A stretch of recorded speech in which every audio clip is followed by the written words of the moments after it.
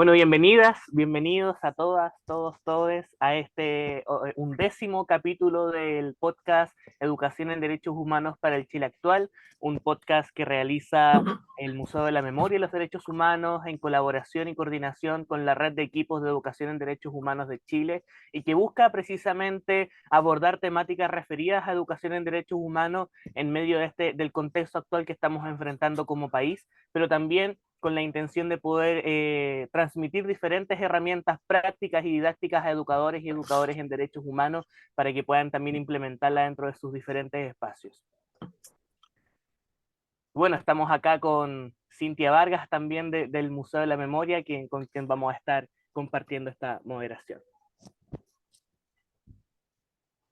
Hola a todas, todos, todes. Sí, bueno, un gusto estar nuevamente en este programa y ya es de los últimos programas del año que hace en conjunto en la Red de Equipos de Educación en Derechos Humanos y el Museo de la Memoria. Y bueno, hoy nos convoca un tema que es muy interesante y que tiene que ver también con los desafíos que tenemos en el escenario actual respecto a la educación en derechos humanos y memorias. Y para eso tenemos una tremenda invitada hoy, que es una reconocida académica, profesora, ¿cierto? Que es Graciela Rubio.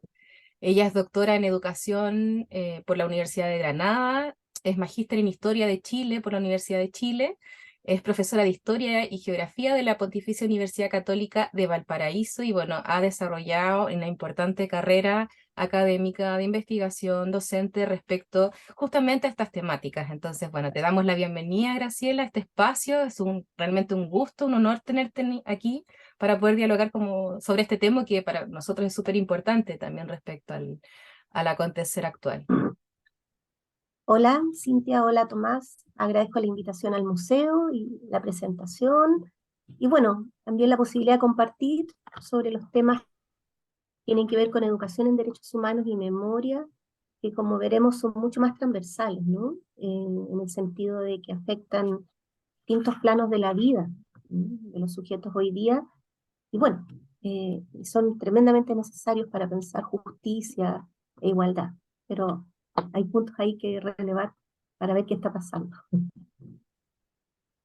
Sí, bueno, justamente respecto a eso y bueno, a propósito del panorama actual que existe en relación a la educación en derechos humanos, a la pedagogía de la memoria que se ha desarrollado aquí en Chile, en América Latina, también en otros países a partir de las experiencias traumáticas también, los procesos históricos que tristemente también hemos compartido como sociedades, digamos. Claro, se han establecido ciertos avances respecto a la educación en derechos humanos en términos de la educación formal, en términos curriculares, respecto a la formación docente, respecto a la formación ciudadana que se genera en las escuelas, pero también respecto a la educación no formal en los espacios como el Museo de la Memoria, los sitios de memoria, u otras organizaciones que también se hacen cargo de alguna forma de la educación en derechos humanos, que sigue siendo como una ausencia importante respecto a lo que sucede hoy día. Entonces, bueno, la primera pregunta que te queríamos hacer tiene que ver justamente con esto, en el contexto actual en el que estamos. ¿Cuál es tu diagnóstico respecto a los desafíos de la educación en derechos humanos en Chile en términos de las obligaciones que tiene el Estado? Bueno, yo partiría por un punto inicial que tiene que ver con que primero hay que definir qué perspectiva de educación en derechos humanos, de acuerdo a cómo se entienden los derechos humanos, es la que se va a implementar. Pues no existe una única perspectiva para educar en derechos humanos. Esa es la primera constatación. Y eso se tiene que establecer en relación al contexto que estamos viviendo, ¿sí? Entonces, si uno mira desde 1990 hasta acá, han coexistido dos grandes perspectivas, ¿no? Una que se estableció en el proceso de transición, que es entender los derechos humanos como límite al poder y no potenciar la defensa activa de distintas organizaciones de los derechos humanos, ¿no?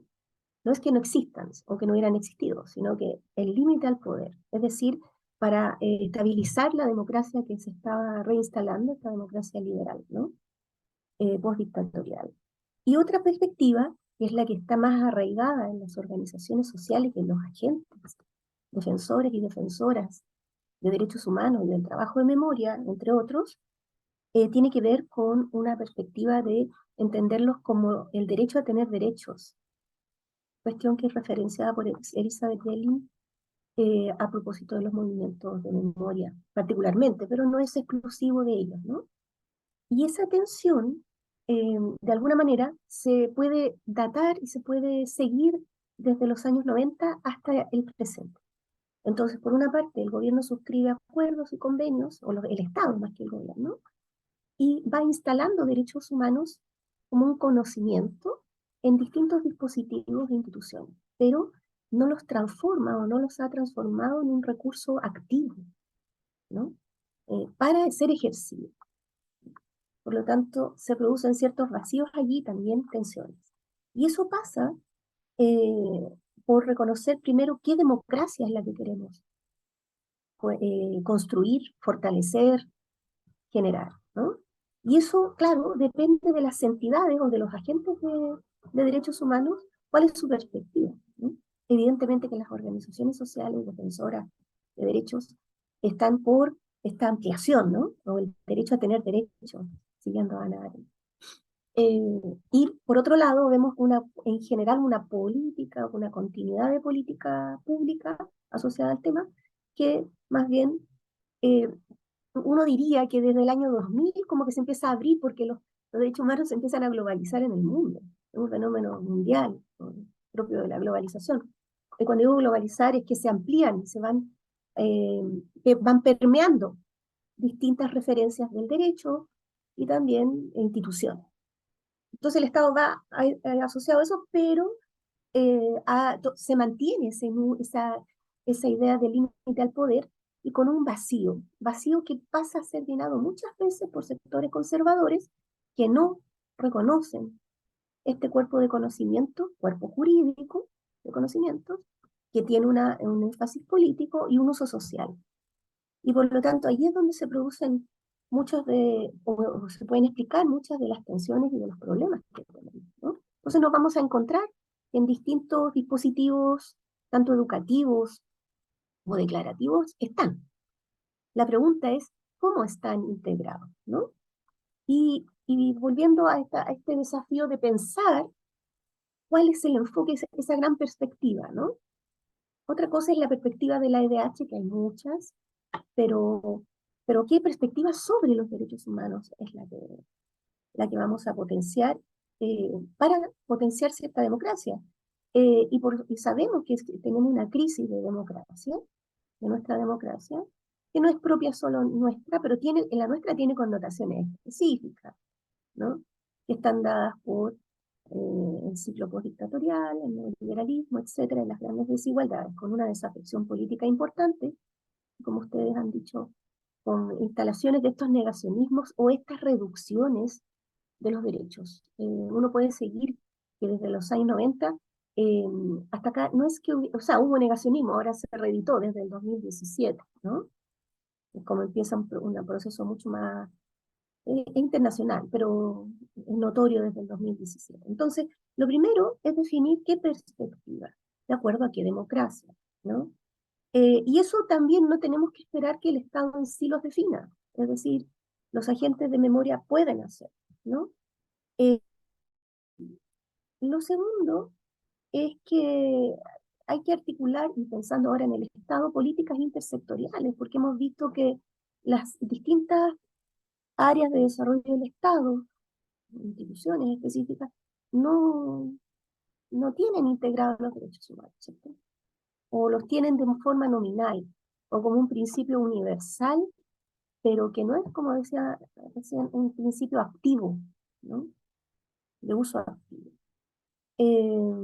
al interior del Estado. Y el tercer punto tiene que ver con la formación de profesores, yo diría la formación de profesionales en general, no es privativo de los profesores. Pero si nos situamos en los profesores, efectivamente, en las mallas curriculares eh, hay, hay escasas referencias. Hay proyectos que se están en desarrollo aún en las universidades del Estado de integrar ciudadanía y derechos humanos, ¿no? Esto es un proyecto que todavía está en curso, pero si nos introducimos en las mallas de las carreras de formación pedagógica, eh, ingresar esta perspectiva y esta educación entra en una discusión eh, que también está traspasada por esta perspectiva inicial de cómo nos entendemos, ¿no? Como un principio universal abstracto, ¿cierto? O como un dispositivo, ¿cierto? Para pensar la sociedad, para pensar lo social, lo político, e intervenir en él. Y en eso los profesores tienen mucho que hacer, ¿no? O sea, ahí hay como una suerte de vacío en términos de cómo mirarlo. Por otro lado, en el año pasado se publicaron los estándares pedagógicos que son referencias para el ejercicio docente, que después son de alguna manera evaluadas, ¿no? Y que deberían estar en la formación inicial docente. Y si uno mira esos estándares pedagógicos que se publicaron, hay una declaración general en los estándares pedagógicos para todos los profesores acerca de la promoción de los derechos humanos. Pero si uno mira dónde están incluidos y cómo está incluido ese punto, está señalado en convivencia, ¿no? Y no existe ninguna referencia social a esa convivencia. No hay. Entonces, no hay un abordaje de lo social, que es fundamental, ¿cierto? Para entender cómo se desarrolla un derecho o cómo se anula un derecho. Y si uno los mira, cómo están presentes en el área de educación de historia y ciencias sociales, que ahí está más explícito, en estos estándares, están en un ítem que es de formación ciudadana, y que es imposible pensar ciudadanía sin embargo, en los procesos formativos van a veces separados o no van, va uno y no va el otro. Como, pero es como imposible pensarlo si estamos pensando en democracia. ¿Y cómo aparecen? Nuevamente aparecen los dos. Aparecen con un conocimiento más exhaustivo que en otras versiones de estándares, pero aparecen eh, con estándares, son dos estándares, en cada uno, dos estándares de derechos humanos, y aparecen, en el caso de los derechos humanos, me voy a centrar allí, validando la Declaración Universal, etcétera, pero comprometidos solo con la Declaración Universal, no con los acuerdos y convenciones posteriores, que efectivamente van dando cuenta de una expansión de los derechos. Y eso es muy importante. Y luego, en el caso de los derechos humanos, el estándar de alguna manera pone el contrapunto, o sea, no sé si es contrapunto, pero el par de fortalecer la concepción del derecho humano, pero y el deber. Entonces, cuestión que es importante, pero asociada a la Declaración Universal. ¿Qué tenemos ahí? ¿Qué perspectiva tenemos? Tenemos una perspectiva que todavía lo sigue entendiendo de cierta forma, con matices, como un límite al poder, para sustentar la misma democracia que hemos tenido desde el mundo. Eso es lo que emerge de los estándares, ¿no? Por lo tanto, no están las discusiones sobre a las que se puede proyectar ciudad, género, interculturalidad, desde el, ¿no? Con las tensiones que eso pueda tener, porque cuando trabajamos en educación en general, y particularmente en educación en derechos humanos y ciudadanía, tenemos que asumir las contradicciones y las tensiones, parte de la formación, si no, no hay pensamiento crítico, ¿no? Bueno, eso en cuanto a esta concepción de ciudadanía basada en derechos humanos, en los estándares y en la formación inicial docente. Y en el caso de la pedagogía de la memoria podemos entenderla como un conjunto de prácticas de memoria, ¿no? Que de alguna manera, y son muy diversas, ¿no? Dependiendo de todos los agentes que concurren a ello, eh, yo diría cuál es la que yo creo que debería fortalecerse, ¿no? Es educar en la memoria. Es decir, no en solo una transmisión de ciertos recuerdos, sino que educar el activo de memoria, ¿no? Que supone una manera de pensar, de integrar ciertos pasados con fundamentos para pensar el presente y el futuro. ¿No? No solo es conocer algunos pasados traumáticos, pasados, ¿no? O de violencia, ¿no?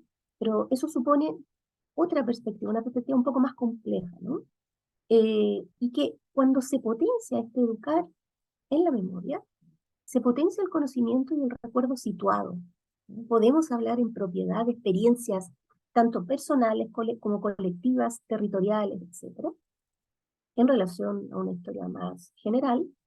También se potencia el pensamiento crítico, ¿sí? En el sentido de la necesidad de tomar ese pasado para cuestionar el presente y generar otras posibles futuras. Bueno, estos conjuntos de prácticas de memoria están dentro de un campo que llamamos el campo de memoria de los derechos humanos, según Stern, en un trabajo que tiene del 2013, ¿no? Está publicado por el museo. ¿Quiénes están allí? Investigadores, docentes y agentes de memoria, organizaciones que corresponden a sitios de memoria y a comunidades de memoria que están, ¿cierto?, potenciando, ¿no?, la activación del recuerdo, lo que llamamos la memoria, ¿no?, entendida como procesos de memorialización social, ¿no? Entonces, esos agentes, uno puede ver también unos ciclos, ¿no? Y nuevamente hay un ciclo que va de 1990 hasta el 2010, en donde existe una memoria oficial instalada por el Estado, ¿no?, que explica particularmente lo que sucedió entre el 73 y el 90, me refiero, que tiene que ver con explicar que todo lo que aconteció fue por la Guerra Fría y por condiciones naturales, casi inevitables de una sociedad violenta, ¿no? El determinismo social de la violencia. Y por otro lado, están estas organizaciones de memoria, defensoras de derechos humanos, en una primera etapa conformadas por víctimas y familiares de las víctimas, o de personas represaliadas políticas, que creo que es el término más adecuado, porque fueron personas perseguidas por sus ideas políticas, eh, que vivieron el horror, en fin, y se oponen, ¿no?, a través de sus prácticas de memoria y de recuerdo, se oponen a estas políticas y van tensionando esta idea de esta memoria hegemónica, ¿no? Eso del 90 hasta el 2010. En 2010 empieza el funcionamiento del museo, y el museo tiene como un pie en la política oficial, un poco en las organizaciones que proponen la memorialización, porque parte de esta memoria oficial, pero por otro lado desarrolla múltiples actividades de memorialización, ¿no?, tensionándose a sí mismo en distintos contextos, ¿no? Y el 2010 hasta el 2022, ¿qué observamos en este ciclo de memoria en el campo, ¿no? Observamos que hay una expansión de la memorialización social, pero asociada a la postdictadura y promovida por múltiples movimientos sociales, ¿no? Ya no es solo el movimiento de las personas exclusivamente que fueron represaliadas, ¿no?, sino que en el contexto dictatorial, sino que son las que de alguna manera históricamente han sido excluidas y otras que viven en el fondo han experimentado las desigualdades de la democracia establecida en los años 90 hasta acá. Y bueno, la memoria hegemónica entra en crisis y se expande la memorialización social, pero muy fraccionada. Falta todavía un marco común. Y si esto lo asociamos a lo que decíamos de los derechos humanos, que está con esto interno, eso explica por qué aparecen en estos contextos ciertos negacionismos, ciertos relativismos, ¿no? Sin embargo, creo yo que lo que falta en términos de articular memoria y derechos humanos, en términos de cómo se educa en la memoria, porque para educar en la memoria en este contexto se necesitan los derechos humanos, ¿no? Se necesitan para nombrar las experiencias del horror, un recurso político, de análisis político, junto con el histórico. Entonces, eso todavía es un proceso que está en desarrollo y falta consolidación, tanto porque las memorializaciones han estado en ciertos reconocimientos, buscando su identidad, etcétera, muy parcializado todavía, y por otro lado, este nudo de los derechos humanos, en términos políticos, bueno, creo que es algo que no se ha resuelto todavía, ¿no?, pese a todos los compromisos y acuerdos que el Estado pueda firmar. Entonces, cerrando, si esto lo vemos en la escuela vamos a tener la convergencia de estas dos grandes tendencias. A través del currículo tenemos la presencia de los derechos humanos, pero con una reducción de lo social, con una reducción de los escenarios de conflicto, ¿no? Y por otro lado, fuera de la escuela, tenemos esta activación de memorialización. Lo que hay que buscar son estos diálogos, ¿no? Y ahí es un proceso que todavía está en curso. Mm. Sí, bueno, yo creo que marcaste muchos puntos que son como súper como medulares para entender también el contexto actual y cuáles como son los desafíos relacionados justamente como con el momento en el que estamos hoy como país también, como en el contexto más mundial también. Eh, y claro, pues en esta, y como yo siento que en esta como desarticulación entre cómo se entienden los derechos humanos, cómo se entiende la memoria respecto a cuál es la realidad social y cuáles son estos procesos de memorialización y también de ejercicio de memoria, es que también hay como todo un paradigma educativo también, o sea, pensándolo desde la educación, hay todo un paradigma educativo que en el fondo no está haciéndose cargo de la necesidad de potenciar un pensamiento crítico, un ejercicio ciudadano, por decirlo en esos términos, y claro, eso genera también esta confrontación o esta como si fuese una desarticulación entre lo que hacen las instituciones con la práctica social. En el fondo. Claro, exacto. Ahora, hay que reconocer que hay muchos profesores y profesoras que desde una visión intuitiva van detectando estos vacíos que están en los diseños curriculares y como se dan cuenta efectivamente de lo que acontece socialmente, bueno, van promoviendo estas iniciativas de trabajo, de memoria, particularmente, o de uso de materiales que podemos comentar, abriendo, ¿no?, esta otra perspectiva de integración o de, porque la integración no significa que vaya a tener que ser armónico, o sea, no tiene por qué pensarse así, sino que tiene que ver con una conexión reflexiva de lo que... y el gran problema, insisto, que tenemos en relación al pasado reciente es que los jóvenes, también en estudios que me ha tocado participar, los jóvenes saben, o sea, tienen ciertos hechos constatados, pero el problema más grande es que las políticas que hemos descrito, tanto de derechos humanos o de educación en derechos humanos y de memoria, no han permitido que se elabore una explicación adecuada. No hay una narrativa que permita explicar por qué pasó lo que pasó. ¿Eh? Se sabe a lo que pasó. Y como no hay una narrativa armónica, eh, en los negacionismos y relativismos entran ahí, ¿no? Bajo es que me voy a salir también del libreto porque hay mucho que todo. Hablabas, ¿no?, de estos dos procesos en torno a la expansión, digamos, o sea, más bien en torno a los procesos de memorialización, esta memoria hegemónica y después esta expansión de la memoria social, que es lo situaste desde el 2010 en adelante. Y me surge la duda ahí también un poco ¿qué, qué, qué ingredientes le suma a esto el estallido social como tal? ¿No? Me surge ese cuestionamiento en torno a que también es una nueva generación que sale, digamos, a las calles. No sé, ¿cómo ves tú ese proceso? Sí, yo retrocedería antes un poco, antes del 2019, y hay, bueno, obviamente está el 2006, está el 2011, y lo que sucede, esto voy a hablar desde el campo de memoria, cómo entender los fenómenos sociales desde el campo de memoria.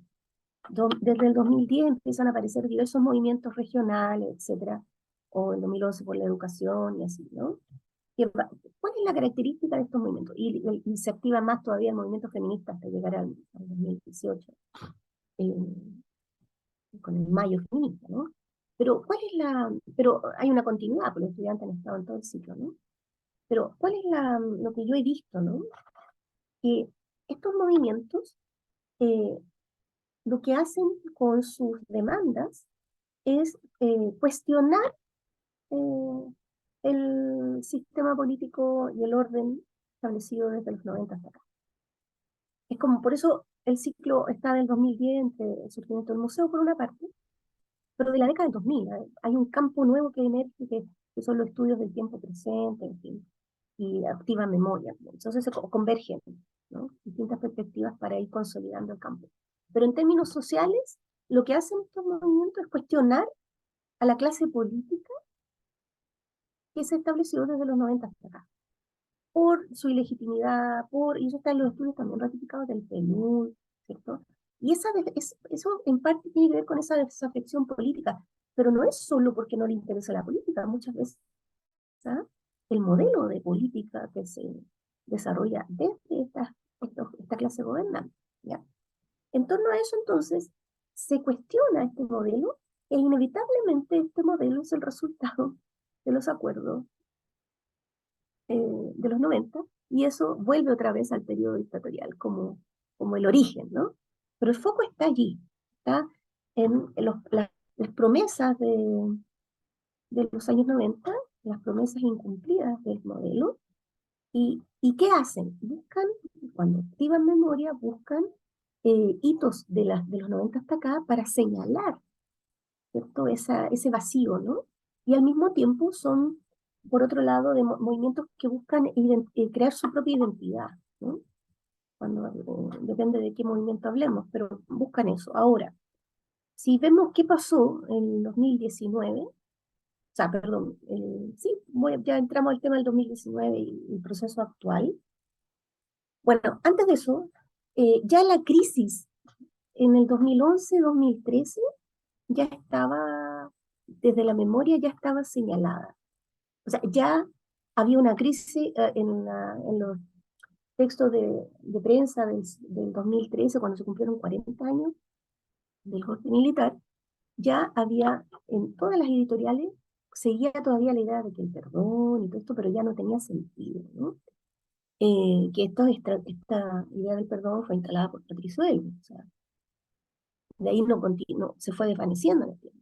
Pero bueno, quiero resaltar con esto, que en el 2013 ya se instaló en la opinión pública una crítica ética a la clase política, por las desigualdades, en fin, por la desconexión, en una crítica ética y moral, ¿ya?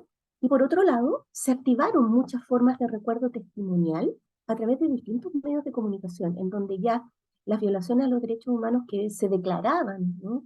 O estas políticas del horror y de exterminio, etcétera, ya no eran un abstracto, sino que eran experiencia de vida, ¿no? Y que permitía que la sociedad pudiese verse, en algunos casos a través de ficción, en otros casos a través de un testimonio más directo. Ahí empieza la crisis desde esta perspectiva de memoria, ¿no? Que termina el 2019, porque ya no hay más relato oficial, no hay una nueva memoria hegemónica, ¿no? Que es parte de la crisis de régimen que estamos viviendo. Y si vamos al 2019, este 2019 demostró que los derechos humanos y la EDH estaban más que debilitados, ¿no? Porque tanto a nivel de las instituciones del Estado como de la misma sociedad civil, eh, por los hechos que todos conocemos, o sea, tipar los ojos, violentar a toda hora del día, transgredir, en fin, todos los planos de la vida, ¿no? En ciertos contextos bien específicos. Y eso también es un desafío, y eso como que quedó ahí también un poquito atrapado, porque luego vino el proceso constituyente y nuevamente se propusieron derechos y reconocimiento, pero sin visibilizar con claridad la igualdad, ¿no? En el proyecto constitucional, ¿no? Entonces, de nuevo tenemos este desajuste, ¿sí? Entre la sociedad civil, en sentido amplio, la sociedad en general, y las propuestas jurídico-políticas. Y hoy, desde mi perspectiva, en el proceso actual, estamos en una restauración conservadora. Esa es parte del análisis histórico. Una restauración conservadora que hay que ver cómo se va instalando, y hay que esperar cómo se manifiesta hasta que tengamos el cuerpo constitucional que surja, pero ya desde su origen es una restauración conservadora. ¿Y qué hay que hacer ahí? Bueno, educar en derechos humanos. ¿En qué perspectiva?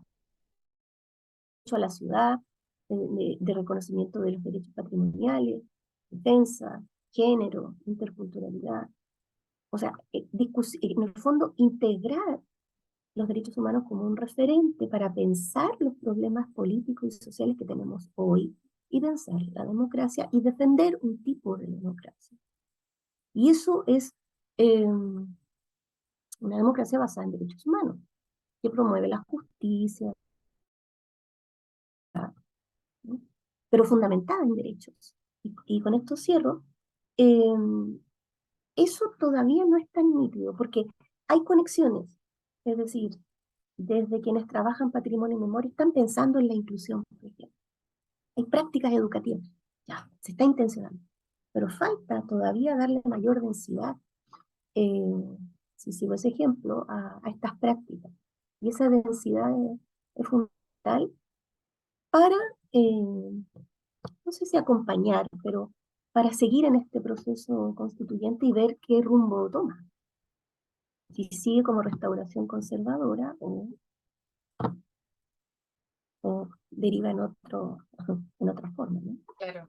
Sí, o sea, yo creo que es como, a mí me hace mucho sentido cuando hablas de restauración conservadora a propósito también de los vacíos que hablabas al principio, o sea, cómo de alguna forma la ausencia de una definición más consensuada respecto a lo que entendemos por memoria, de lo que entendemos por derechos humanos, ha impedido que se instale o que se pueda transversalizar un ejercicio también desde los derechos humanos. Entonces, y que exista en el fondo esta articulación entre la sociedad civil y las políticas también.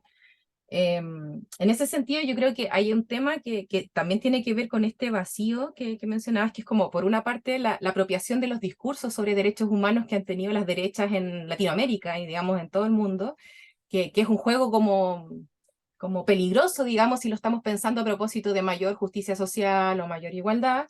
Y lo otro que me parece interesante a propósito también de la conmemoración de los 50 años del golpe de Estado que vamos a enfrentar el próximo año, es la impunidad, justamente. O sea, la impunidad respecto a la dictadura, a los crímenes de la dictadura, pero también la impunidad respecto a el estallido social y las violaciones a los derechos humanos.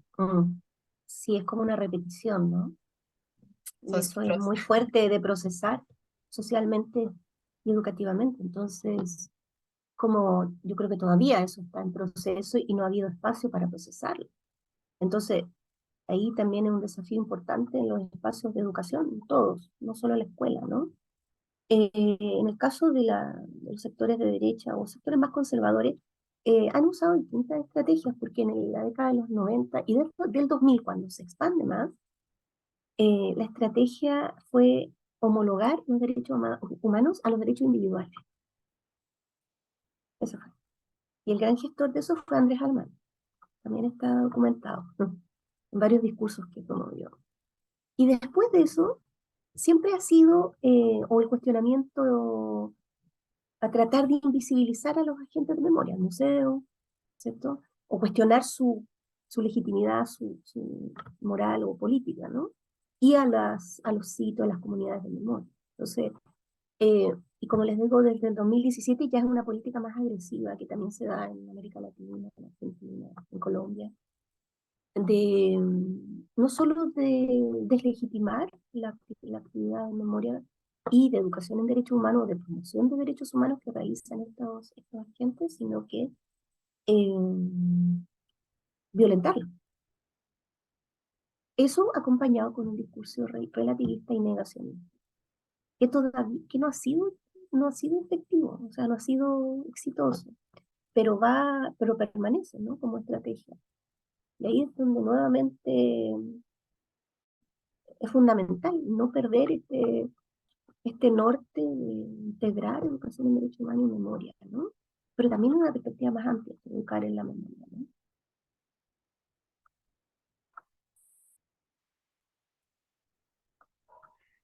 Bueno, creo que realizaste, Graciela, muy bien un recorrido histórico sobre la situación de la educación en derechos humanos y la memoria en Chile, eh, que es muy esclarecedor, ¿no? Además, en torno al contexto actual, proceso constituyente, 50 años de conmemoración, o sea, son muchos los factores que finalmente están ahí involucrándose, y el cómo aún estamos procesando todo lo que vivimos respecto al 2019, y que sería muy interesante poder darnos ese espacio de reflexión también para ver cómo seguimos, ¿no? Cómo seguimos no Mm. solo después del estallido social, sino que no, después también de los 50 años, ¿no?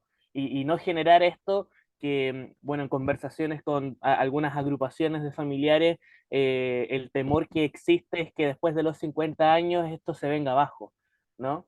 Claro. Entonces, ¿cómo ir generando esos procesos de mayor apertura también? Bueno, creo que estamos cerrando este 11º capítulo del podcast Educación en Derechos Humanos para el Chile Actual. Y me gustaría, Graciela, no sé si quieres dar una última reflexión Sí, para quienes nos están escuchando. sí, para cerrar, yo creo que pensar en los sitios y en las comunidades de memoria y en los agentes o promotores de memoria, donde también está el museo, yo creo que es fundamental que instituciones y organizaciones de este tipo sigan existiendo, ¿no? Son una reserva de memoria de estas experiencias del horror, ¿no? Y pensando también en los 50 años, ¿no? Eh, ¿Por qué son, qué es lo que promueven? ¿A qué conducen estas agencias en el sentido amplio? Conducen permiten, ¿no? A través de distintas estrategias, a desarrollar una reflexión mucho más profunda, ¿no? Eh, de la condición humana, primero, ¿no? Mm. Y sobre todo de la democracia. Y ahí, evidentemente, es inevitable no hacer las relaciones pasado-presente, ¿no? O sea, las democracias no son sistemas de gobierno ni perfectos, o sea, toda la sociedad piensa vida que no, pero me refiero a que eh, son sumamente frágiles y requieren de ciudadanías activas que permanentemente estén alertas, ¿no? A ciertos indicios, a ciertas prácticas que no contribuyen a fortalecer las democracias, ¿no? Y el desafío en este caso es ampliar mucho más las articulaciones entre estas organizaciones y las escuelas, ¿no? Yo sé que hay iniciativas, ¿cierto? Pero falta más. Además que estas organizaciones, pocas, o sea, voy a decirlo al revés, muchas no tienen un apoyo del Estado, ¿no? No hay una ley que les dé un sustento. Entonces, están zigzagueando o están enfrentando muchas veces a poderes territoriales para poder constituirse. Son muchos los desafíos que tienen en términos de poder conformarse, pero poder pensarse y luego poder transmitir, ¿cierto? Estas reservas de memoria. Sé también que el museo ha puesto a disposición a través de un proyecto muy interesante en términos de educación el uso de sus archivos, ¿no? El uso educativo de sus archivos. Entonces, estas iniciativas no deberían desaparecer, al revés, deberían fortalecerse. Y la escuela necesita urgente más relación con estas agencias para poder, de alguna manera, contribuir a educar a una ciudadanía más integral, ¿no? Que esté situada, ¿no? Que sepa cuál es su historia, pero integrando memoria. Y además que sepa cuáles son sus derechos para defenderlos, ¿no? Y por lo tanto que esté disponible, y ahí viene la cuestión crítica, para oponerse a proyectos, oponerse a ideas que saben que transgreden, ¿no? A la dignidad humana y a una sociedad más justa. Exacto, una muy interesante reflexión y un desafío también para estas agencias de memoria, porque es necesario llegar a esos espacios. Muchas gracias, Graciela, por tu tiempo, por tus reflexiones. Sin duda aportan mucho también a lo que es este programa, así que te lo queremos agradecer especialmente. Y bueno, comentarles que nos va quedando un último programa de este año 2022, así que muy atentas y atentos a las redes sociales donde vamos a ir informando también sobre este último programa. Cintia, y no sé si quieras cerrar también. Sí, bueno, agradecer, Graciela, muchísimo la conversación. Creo que este tema da para muchísimo más también. Y justamente por lo que estamos hablando ahora, o sea, cuáles son los desafíos a los 50 años. O sea, esperemos que también instalar el debate público permita también permear estos espacios que están como más alejados de la sociedad, desarticulados de lo que pasa con la realidad social y que permita también que confluencen, ¿cierto?, como nociones de derechos humanos que sean más transversales, justamente para lo que decías tú, para que haya una sociedad que sea más justa, más integral, donde no esté como separado, digamos, el discurso de los derechos humanos de las memorias con la sociedad completa. Entonces, en ese sentido, bueno, esperamos que los 50 años también sean un espacio para reflexionar, para poder pensar y para poder hacer también. Así que, bueno, te agradezco muchísimo este espacio, esperemos que en algún momento lo podamos repetir.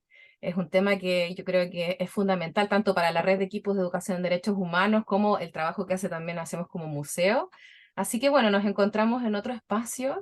Bueno, gracias Tomás también por estar acá y bueno, eso, nos encontramos, nos seguimos en las redes sociales y nos ven ahí a Ahí través de Facebook. estamos. Sí, muchas gracias a ustedes y claro, seguimos conversando.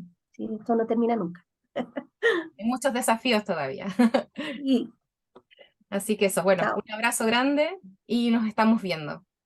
chao, Chao, chao. estén bien.